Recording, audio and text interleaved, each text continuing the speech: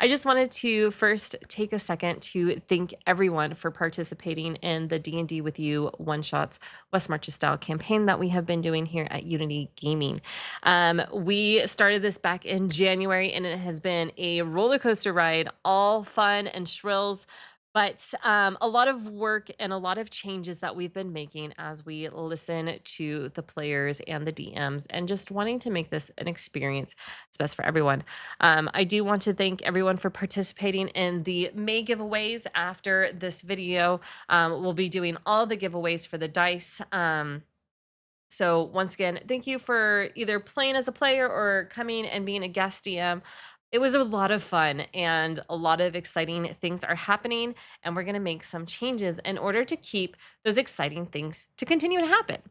So one of the first changes that we are making is I have created a new slash guest DM form. What is this DM form, you ask? This is a way for anyone that is not one of our current permanent DMs to be able to schedule as a guest DM for our one shots. That's right. If you want to run a game, you are more than welcome to run one game. And if it's not for you, you can put it down. If you want to keep DMing, then we can either keep doing you as a guest, or we could potentially bring you on as a team as a permanent DM as well. I'm going to go ahead and post this form to our live video here. Yep. Share, copy response link. That way everyone can go and check it out. So we have a couple of our DMs that have been super kind and have said, this is what I'm available to be a observer DM is what we'll call them.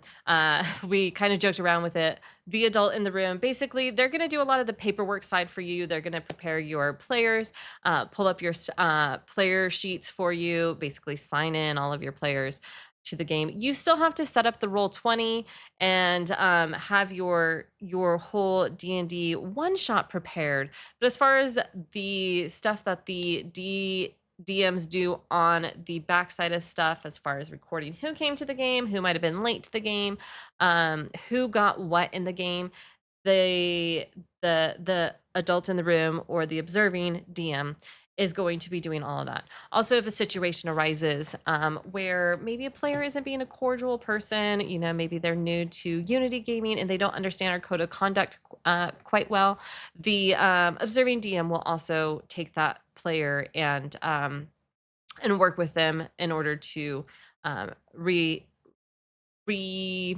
reestablish the rules with them, basically the guidelines.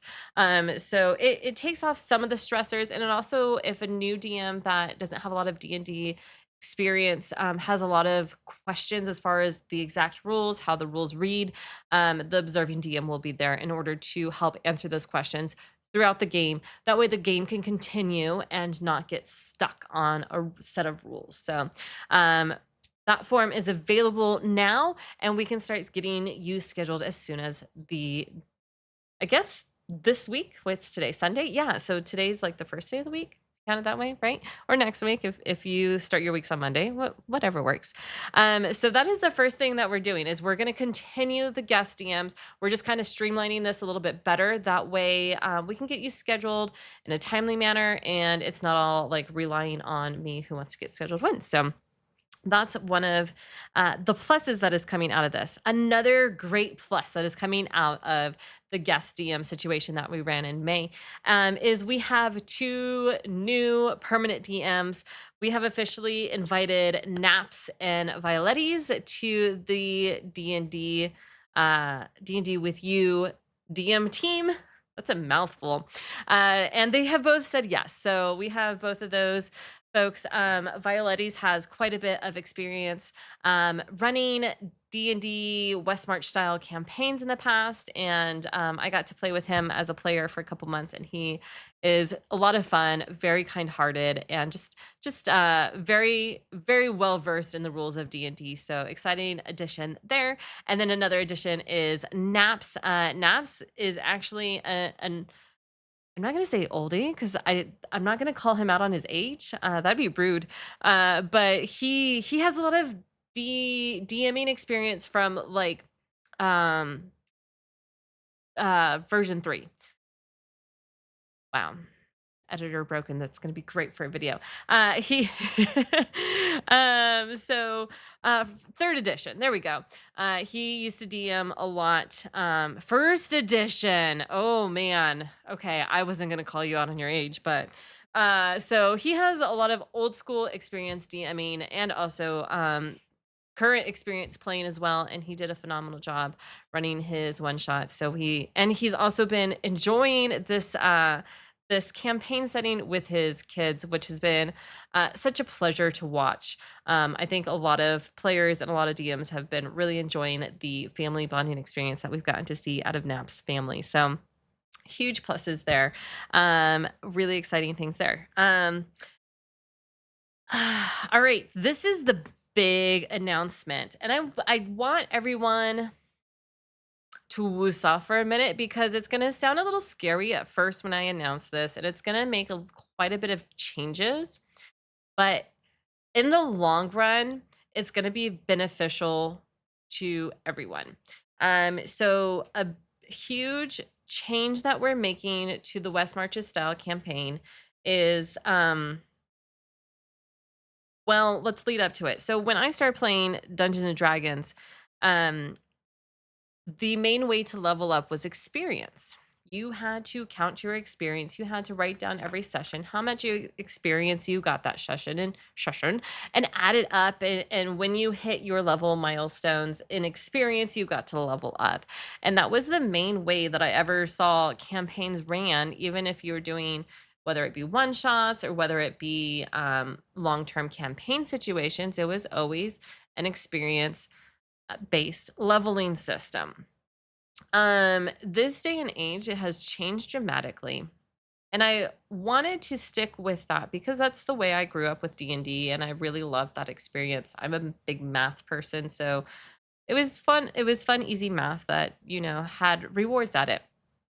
Um, but we started to notice that the way that we did the leveling system with this West March to style campaign was basically if a higher level player and a lower level player were in the same evening of gaming, even if just looking at the third level player and a fifth level player and putting them together in a game, one of them was going to end up getting a lot more experience than what we wanted them to get, and the other one was gonna get a lot less experience than what we wanted them to get.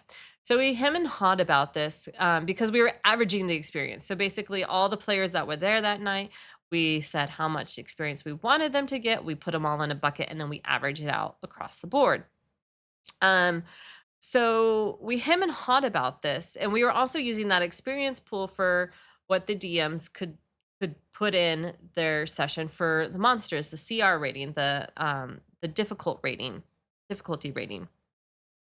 And so one option was to still keep the experience based leveling system, but each player that was there got an exact experience and it was based off of their level. And I said, well, that's going to make it strange because one player might feel disgruntled if they're in a game with someone that's a higher level and you say, "Hey, player A, you only get 300 experience, but player B, even though you were dead most of the time, you're going to get 900 experience just because you're 2 levels higher." I was like, "Okay, that could lead to a bad situation." So, what we came up with is a tiered leveling system or what is also called a milestone leveling system. I'm going to go ahead and put our milestone leveling system on the screen here. Um, it kind of follows what we were already trying to do with the experience, except now it is going to be exactly player based, and you're going to get the exact number or the exact level that you're supposed to get um, off of how many games you get. Is this going to change some people's levels? Yes, it is. I think it's only going to negatively impact one or two players. It's going to also positively impact one or two players where they're going to get a little extra levels or even further up in their current level that they were in. So let me explain this to you with the, here we go, graph on my left-hand side. Up the top, you can see we have total games needed, the level that you are, and then how many games you're going to play at that level. So, level one, in order to be level one, you need to have played 0 games. That's how many games you need to have to played in order to be level one. Congratulations, everyone is level one. As soon as you make your first D&D character for a campaign, you're level one. Sweet. Phenomenal.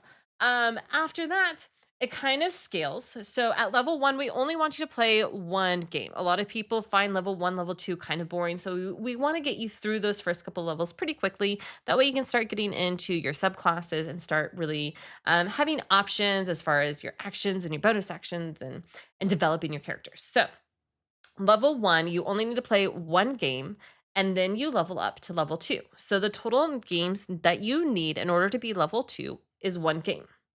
At level two, we want you to play 2 games. So once you have played a total number of 3 games, you will then be level 3. At level 3, we want you to play 3 games. So 3 games to get to level 3, 3 games at level 3. So once you have played 6 games total, you will be level 4. Level 4, we want you to play 4 games there. So 10 games total puts you at level 5. And then from there, all the other levels are going to be 5 games total. So at level 5, 5 games, you'll be 15 games total, you'll be level 6, and so on.